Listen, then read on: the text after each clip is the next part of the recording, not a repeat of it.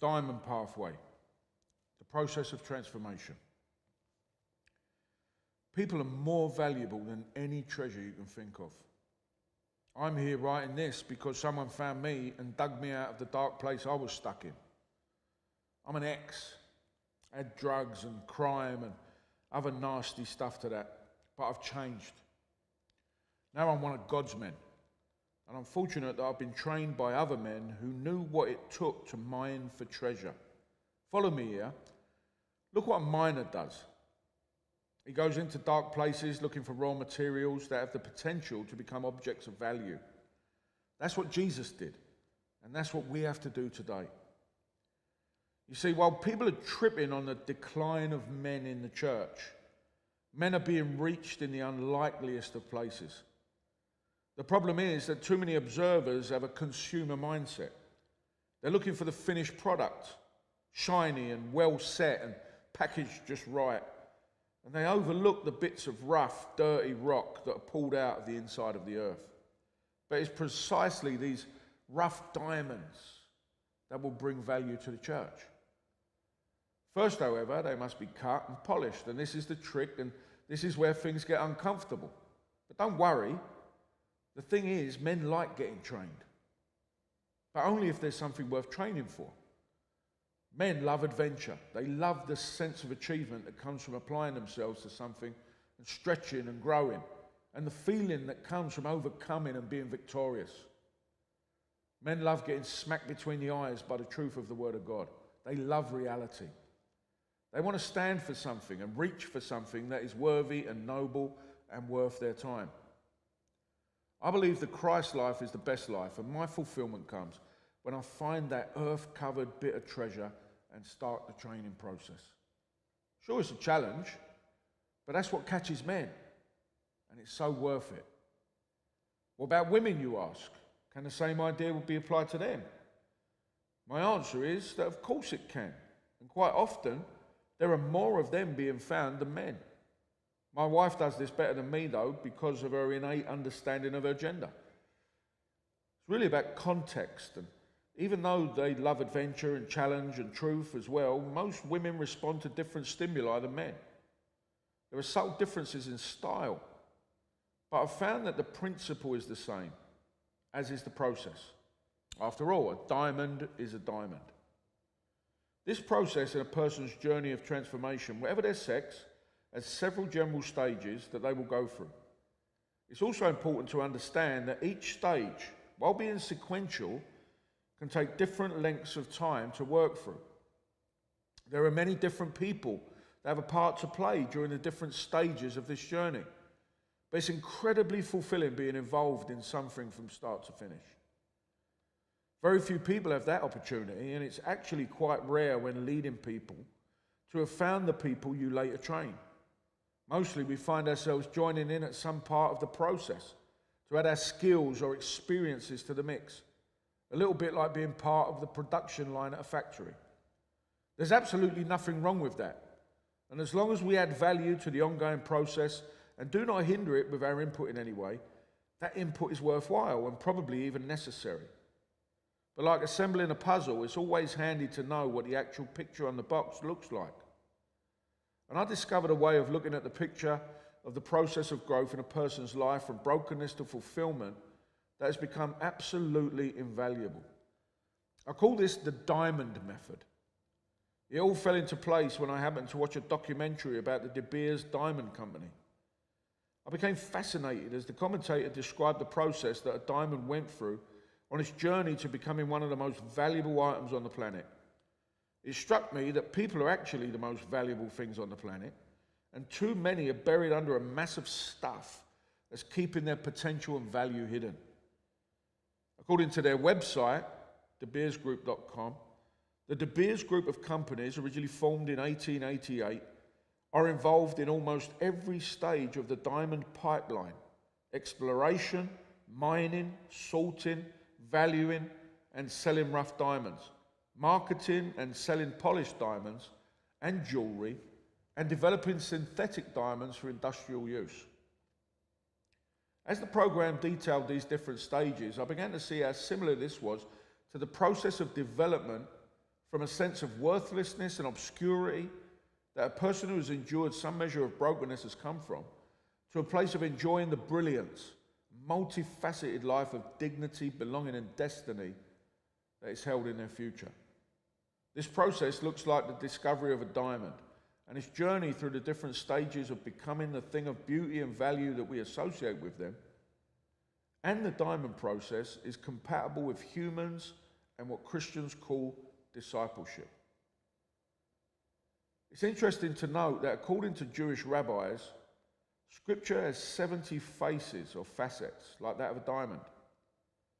When light enters a diamond, it is reflected and refracted through its carbon atom matrix, revealing an array of dazzling colours. However, if the diamond is not cut properly, the refraction of light is greatly diminished. The Word of God is the greatest tool used in forming a soul. And when it's correctly used, it will enable that soul to be the one that reveals the beauty and value that its Creator intended for it. So it's important to understand the process. This process is really helpful if you're thinking of starting a church or ministry or charitable organisation and you don't have massive outside input in terms of manpower. Sometimes it's just you and your spouse or a couple of like-minded people with a vision. That was my experience as my wife and I made our way from London to Manchester to take on the role of building a Victory Outreach church, pretty much from scratch. Even though we're part of an international movement of churches, we've never had much in way of support, either financially or in terms of human expertise. So we had to learn quickly on the job. It forced us to mine for and train the people who would eventually help us to get things moving. Many are still with us and are growing beyond their wildest dreams. And we also now see experts in different areas joining us on our journey because growth and success are attractive. But at the beginning of anything, you've got to be prepared to work hard and get your hands dirty if you're ever going to build something that will make a difference to people's lives. Let's define the journey. Stage 1, searching for source material. It should come as no surprise that this part is not played by everyone, at least not intentionally, although it can be said that Christians and those who work with broken people should always be open and ready for it. But it's not easy. When a mining company looks for a place to mine, they utilize different methods. Without stretching things too far, I believe that these methods can be transferred from the diamond realm into the searching out of broken people. After all, many are crying out for help, but like a potential piece of diamond hidden in a mountain, they can't free themselves. Obviously, there are geological and statistical factors that are involved, but one of the most common methods of search is when news comes from a local person that a certain area has been known to have diamonds. In my experience, word of mouth is one of the most effective ways of finding out where someone is struggling. Then a team will be sent to investigate and search for them. With diamonds, you can often find them quite close to the surface as they would have been pushed outward by magma, which is molten rock, from some type of disturbance. Many of the biggest diamond mines in the world began like this.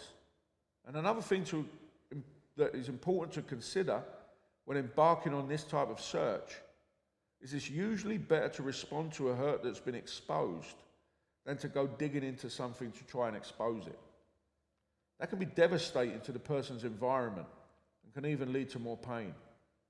Quite often, myself and like-minded and committed people have gone to places on intervention teams to try and find some diamonds. These are areas where drugs or prostitution are known to be a big problem. And it can sometimes bring us face to face with exposed problems and people who desperately want to change, but who either don't know how or don't have the motivation within themselves to even try. I can recount more stories than we have space for in these pages. Some of these amazing people. But here's a short one to illustrate why it's important to search. Brian's story.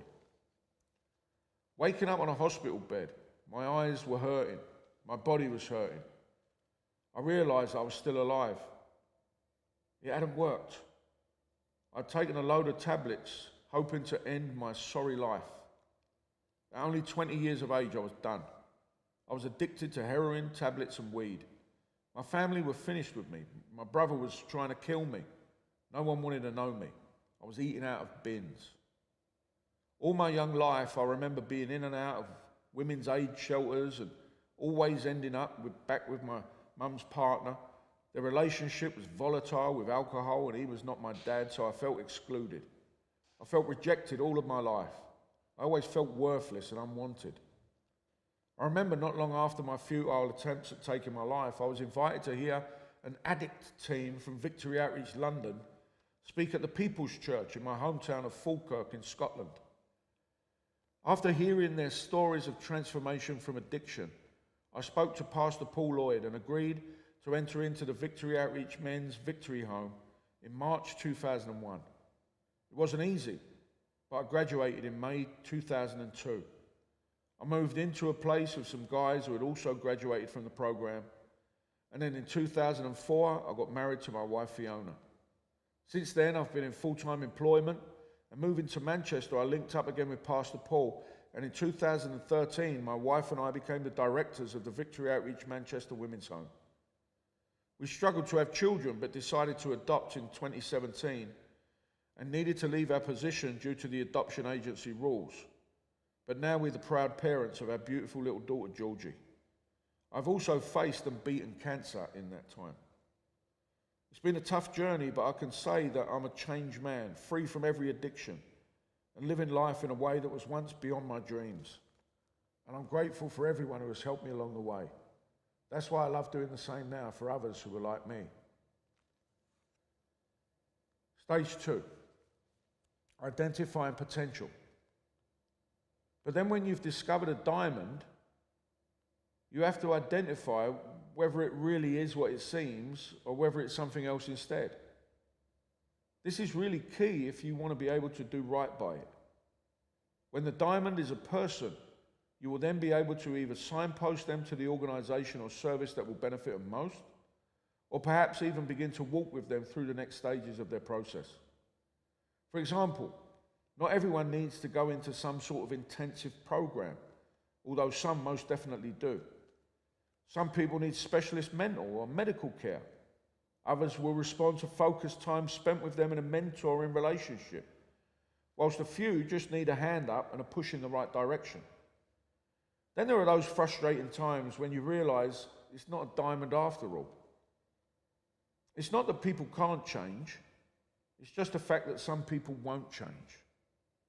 What's important is that you do everything you can to get the assessment right as early as you can.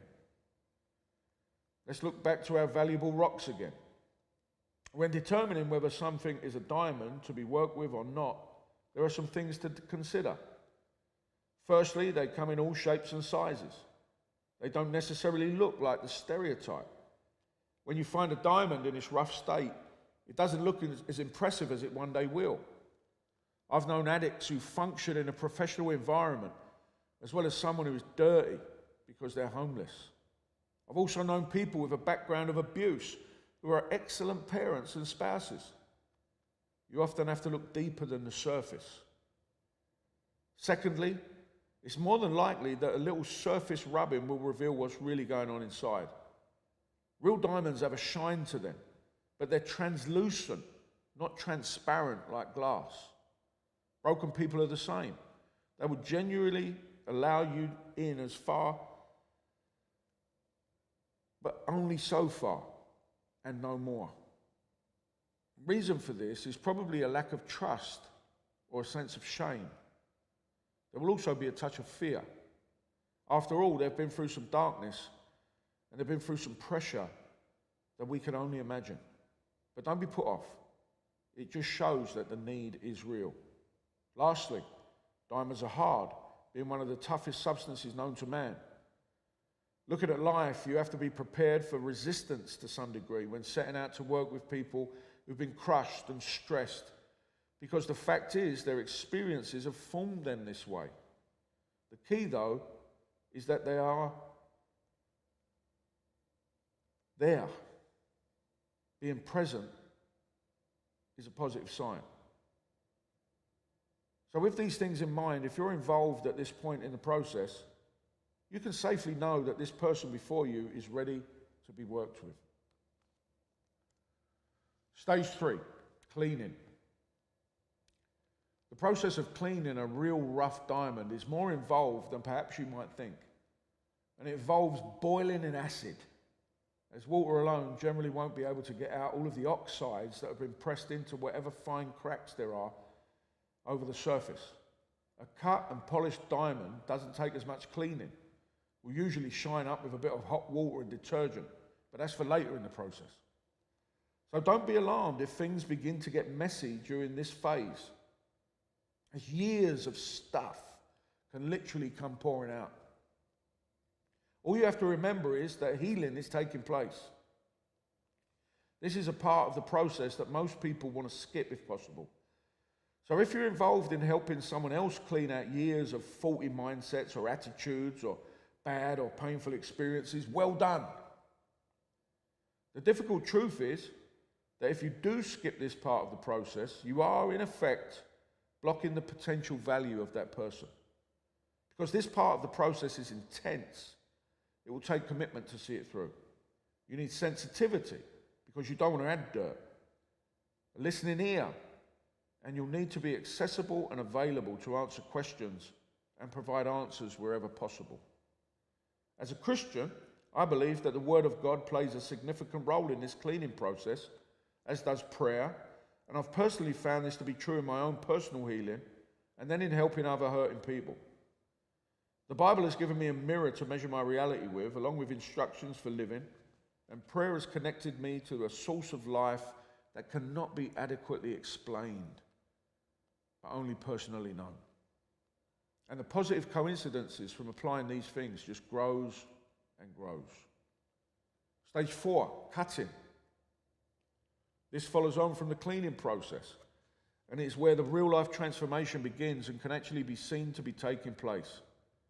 I've devoted a chapter to the process for crafting a leader called the Michelangelo method, developing a leader by crafting the who, and this is where it all begins to actually take shape. In real diamond terms, after it has been removed from its environment, the external stuff that has clung to the potential diamond has been removed, the cracks have been cleansed, then the diamond will be cut. For a person, this is where mentoring is crucial, and the best way to cut a diamond is with another diamond.